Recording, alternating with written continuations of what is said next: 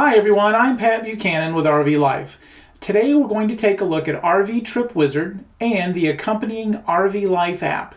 Both are part of what we call RV Life Pro.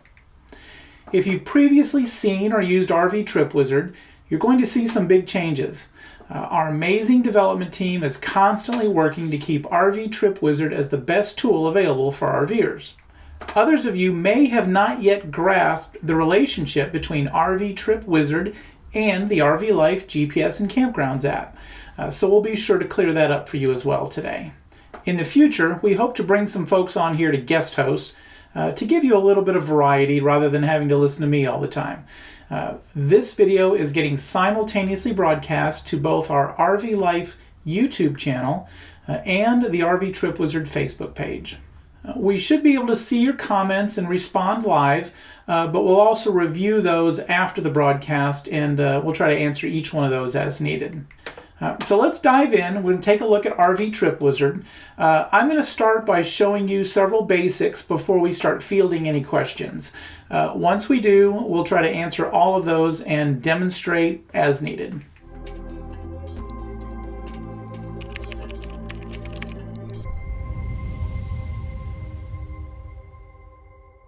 You'll see here that I've already logged in to rvtripwizard.com.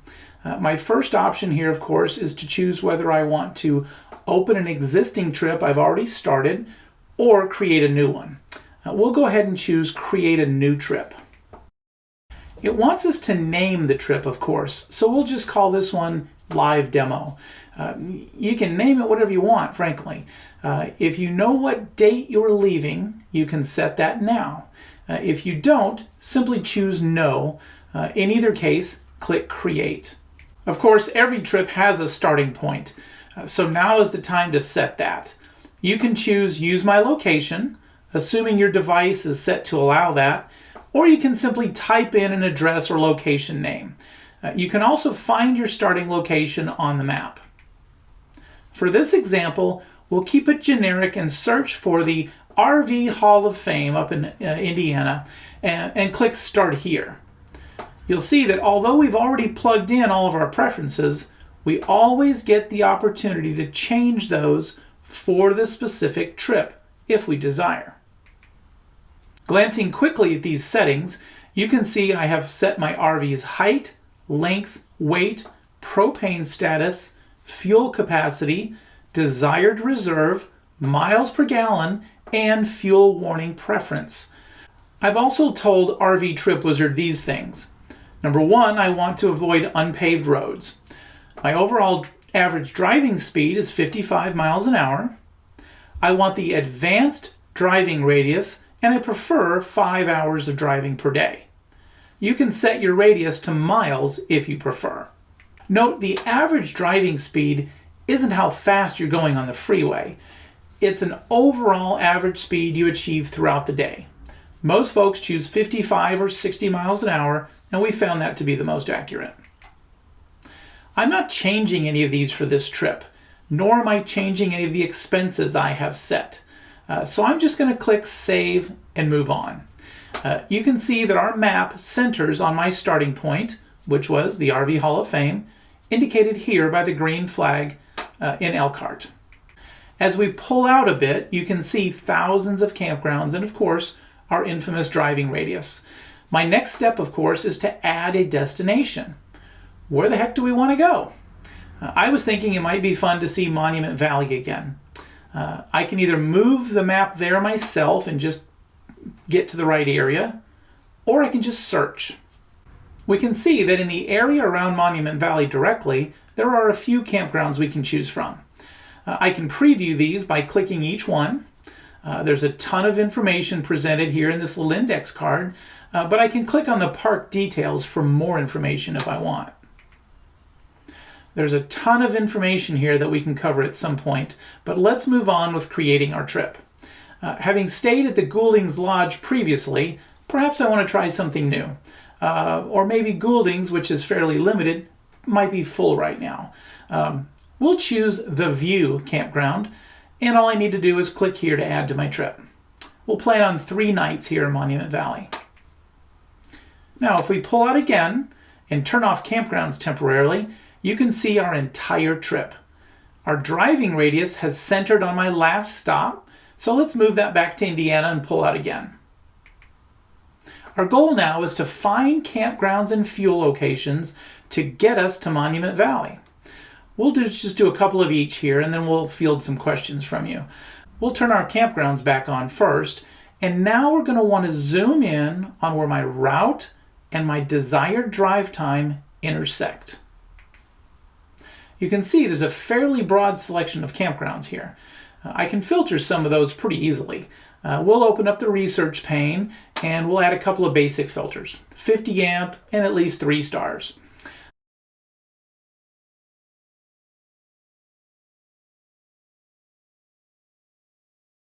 I can switch to park view here.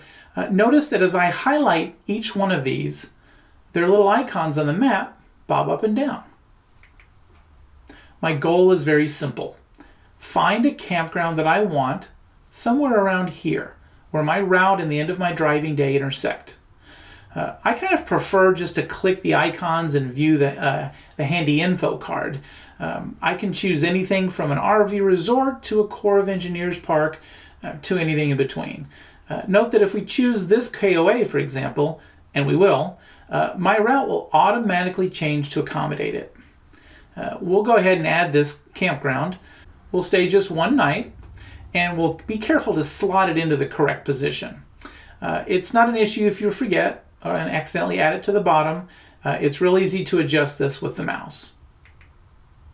If we look at our entire trip again, we can now center our radius on the KOA campground, and we'll know where we need to find a campground for our next driving leg for a couple of nights.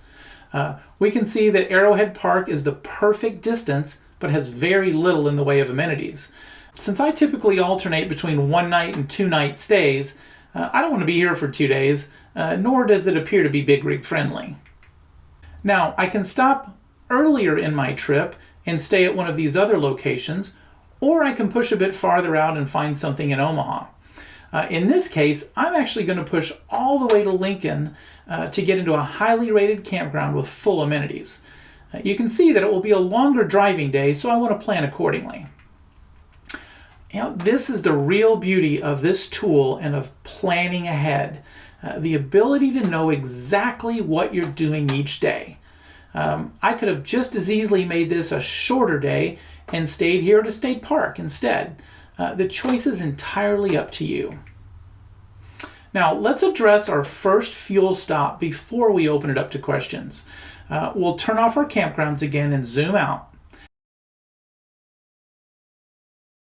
We can see that when we leave the KOA in the morning and head to Lincoln, Nebraska, we're going to need fuel around Adair.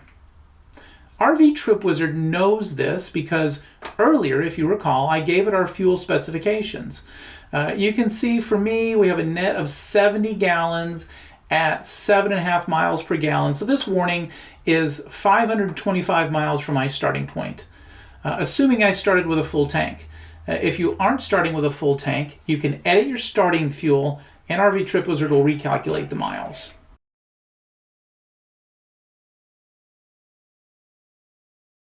My goal is to fill up as close to this location as I can. So let's turn on some fuel stations.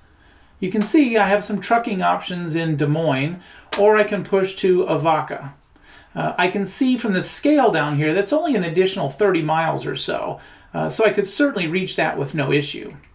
If I really wanted to pursue a local fuel option here in Adair, I can zoom in and take a look.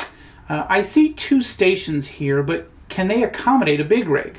I'll switch to satellite view and try to get a better sense of the layout.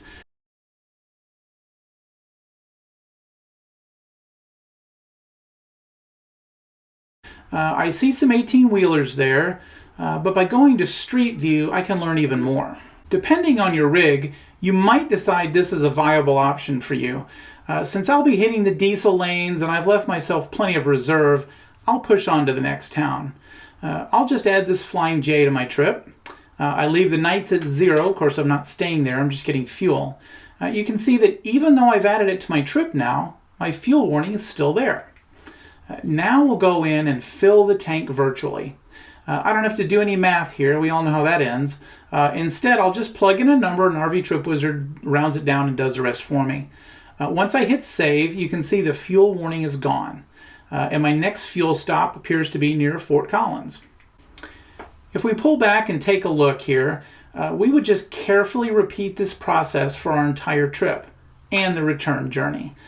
Typically, I won't bother with fuel until the campgrounds on my journey are set and confirmed with reservations.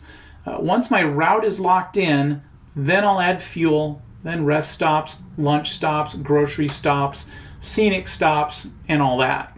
That completed trip would look something like this. If we want to see that trip now on the RV Life app, perhaps you're ready to hit the road, we just open it up in the app, tap RV Trip Wizard, and there it is, ready for navigation. Of course, you can use the RV Life app for simple trips too. Maybe you just want to find a campground for the weekend and get away, and you don't really need the full benefits of RV Trip Wizard to plan the whole thing out. In that case, just use the campground map, find a campground, hit directions, and then view the RV-friendly route that's provided. Remember, RV Trip Wizard, the RV Life app, and a handy maintenance tracker called Maintain My RV are all part of RV Life Pro. You get all three for the single price. You plan your trip in RV Trip Wizard, and you execute or navigate that trip with the RV Life app. The RV Life app is found on the App Store under RV Life, GPS, and Campgrounds. And you want to be sure and sign into that app with your RV Trip Wizard credentials. Now be forewarned, your phone will try to help you and often sign you in with your App Store credentials instead of your RV Trip Wizard credentials. So be on the lookout for that. Now, let's take a look at those questions.